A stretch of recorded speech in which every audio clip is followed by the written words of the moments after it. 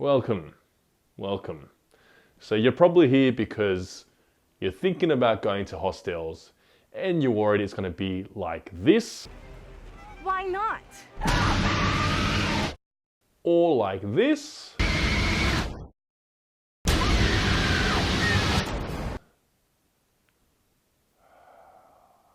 It's cold.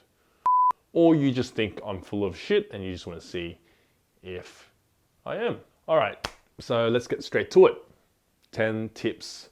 10 tips for you to go to travel in a hostel. So before we start, I'll give you a little bit about my background. So over the past 10 years of traveling or so I've probably stayed in over 200 hostels throughout the world, everywhere around, wherever I've been.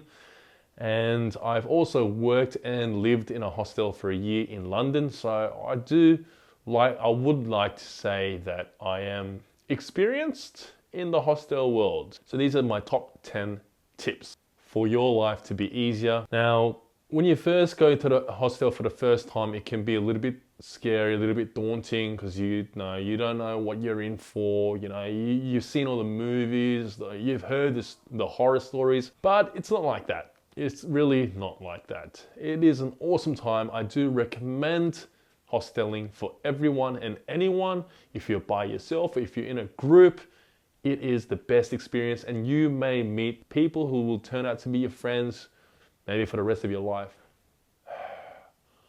Can you see that? It's spring in Australia. Anyway, just had a shower. Are we going? Are we on? Okay. So these why is it when I have a camera I can't even talk? So these tips are not in any order of importance. They're just out there. They're all pretty quite important. So I figured I'll put them in the top 10. Number 1, do your research. I think actually this is probably the most important one. Doing your research before you actually go to a hostel. So make sure that it's a decent hostel that you're going to. I actually use 2 websites here. I love hostelworld.com and I also love booking.com. I used hostelworld.com only before, but I realized these booking hotel websites are actually pretty good as well, and they offer a really competitive price. You can use Trivago, hotels.com.au. These are just my personal favorites. Depending on where you are in the world, I'm sure the websites are a bit different, but the research is the same. You go put in the days that you want, your location that you want. Best thing to do is to check out those ratings. Those ratings can make a difference between your stay being in hell to your stay being in heaven or somewhere between. Now, I've stayed at hostels where sometimes, mate, if you give me $1 million, I wouldn't go back there and stay. Actually, $1 million? I would go back definitely. But if you gave me $100 again, $100, I wouldn't go back and stay. Some hostels I've been to which are better than hotels, better service, better like new and really chic and boutique and modern.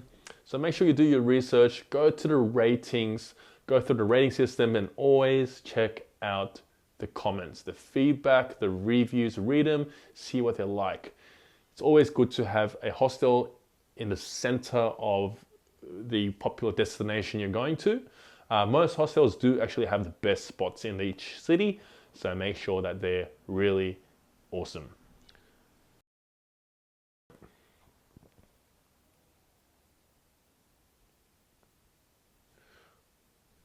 Number 2, get ready to share. Sharing is caring. Have you ever heard the term sharing is caring? In a hostel, you will have to share everything. Toilets, showers, kitchen, bedrooms. Even if you do decide to get a private room, you are still going to be most likely sharing other common areas, which is kind of nice. Sharing's good, you have to learn to share. When you're sharing toilets, you can just play some battle shits with the guy next door, or have a conversation, pass him some toilet paper underneath. It's all about sharing. So get ready to share. You will have to. You won't have a choice. If you don't like sharing, go to a hotel. Number three. Three. Who does three like this? I do threes like that. Three. Three. Three. That was difficult. Don't be shy.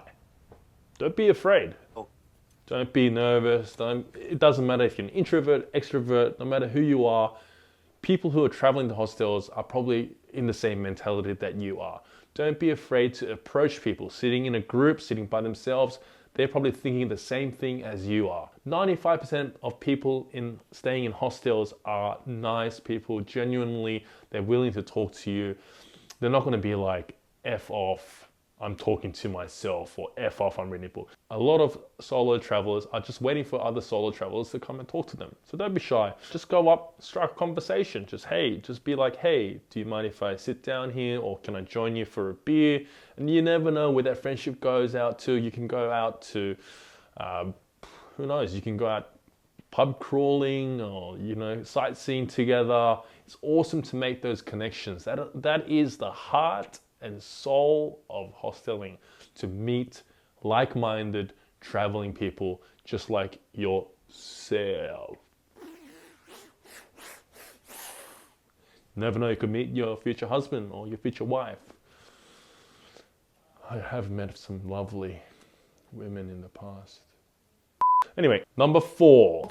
Yeah, keep walking. This sort of stems off number 3, but it's gonna be, number 4, group traveling hostelers. If you guys are in a group, this is the only issue I've had when I was traveling, and I've talked to people that are sitting in a group. If they're a bunch of their friends, sometimes they don't want to mingle. If you don't want to mingle, go to a hotel, guys.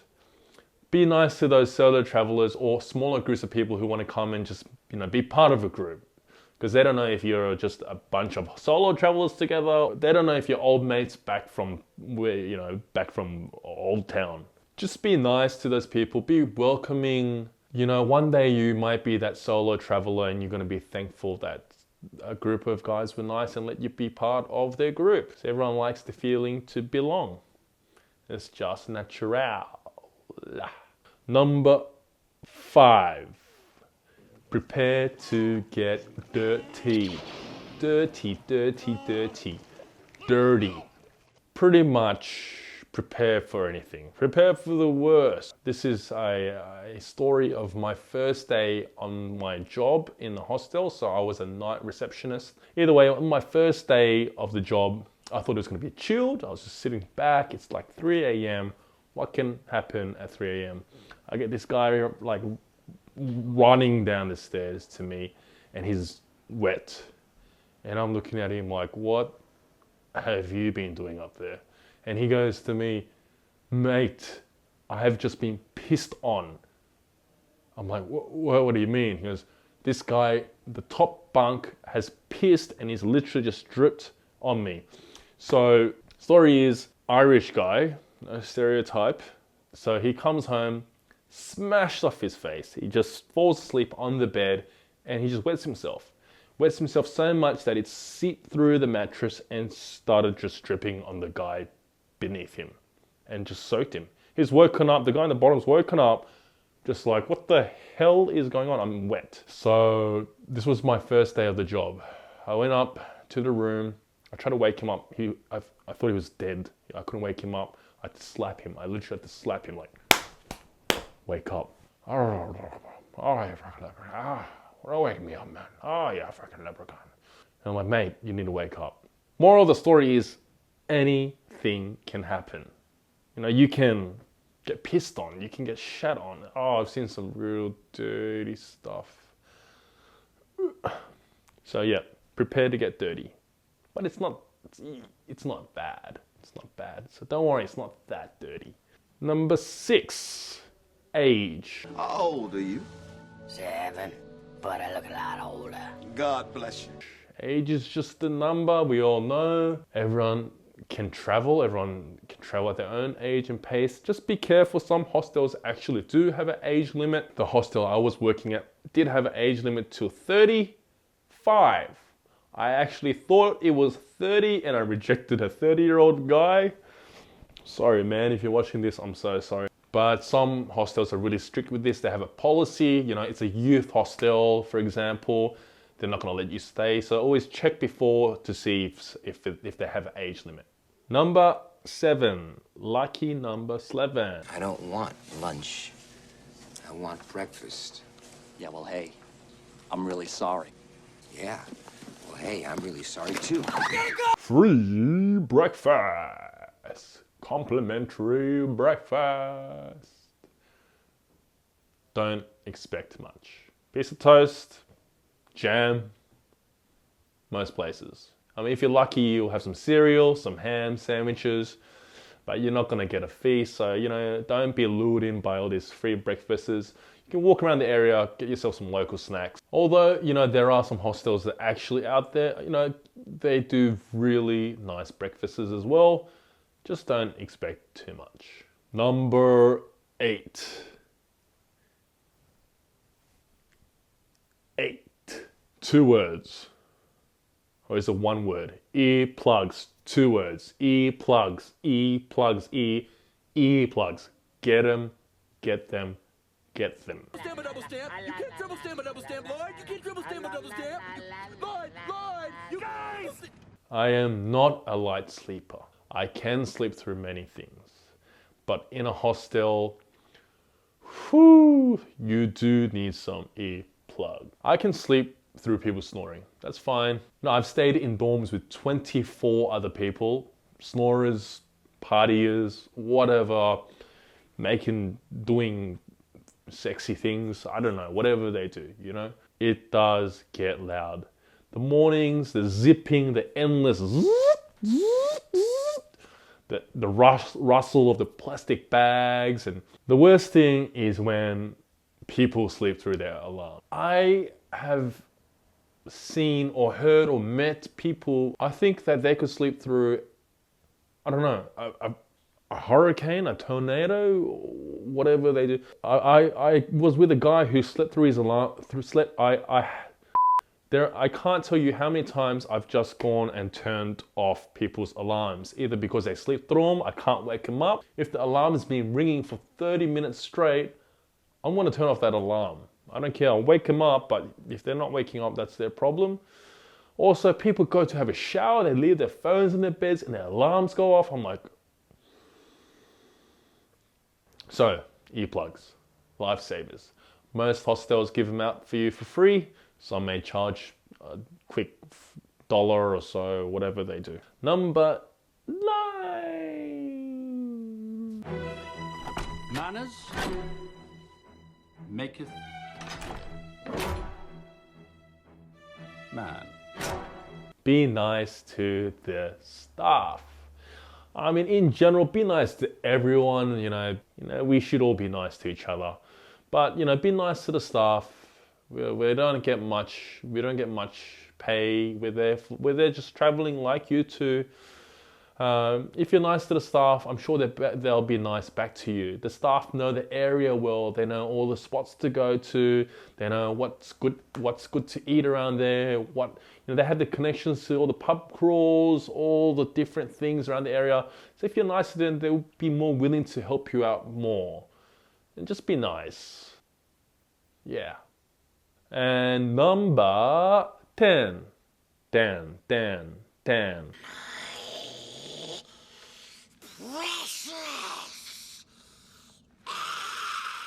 Keep your valuables safe. Keep your valuables safe. 99% of the people who are traveling with you in hostels are good people.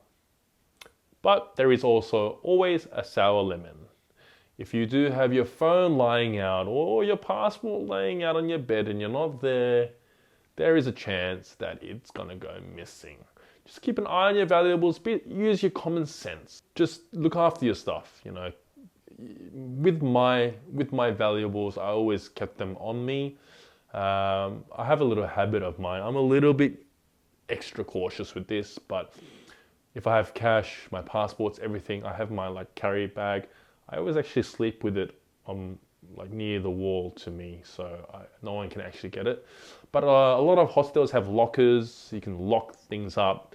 They have safes where you can store your stuff. I just never bothered to use safes. If you're that 1% guy, please stop stealing stuff, you know. It's not good for anyone. Okay, and here's a little bonus. 11. This is how we do it. Hey, I never asked you. Yeah. You like guacamole? Choose your rooms. Whether it be a 4-bed dorm, a private dorm with a shared bathroom or private bathroom, whether it be a 50-bed dorm, whether it is a single-sex dorm or a co-ed dorm. Although co-ed dorms are just full of guys. Every time I go to a co-ed dorm, there's always like 9 guys and just 1 girl. That's not necessarily true. It's more like 7 guys and 3 girls. But yeah, you know, if you're uncomfortable, especially the girls, just stay to the female-only dorms. The men are just, you know, we're pigs, so, you know, you just get used to it. So, those are my 10 plus 1 tips, 11 tips for hosteling. Hosteling has been a huge part of my life. I've honestly loved most 95% of the hostels I've been to, the people I've met. You know, you meet people, you go out with them, you grow these awesome bonds and friends around the world for life. Hosteling is the best way to go. Honestly, when you're traveling, especially when you're traveling solo, please don't go to a hotel. Please go to a hostel. You will not regret it. I feel now that I'm 30, I feel a little bit older now that when I go to hostels, but I still love it. People are still so welcoming. I recently went and I was worried that I'll be too old, but I never had that issue with anyone. So keep on hosteling, guys. If you're trying it for the first time, just go, just take the leap of faith. I guarantee you'll have an awesome time. If you liked this video, if you found it helpful as well, I love it if you guys could give me a like, subscribe, as we always say on YouTube. And thank you for watching. Bye.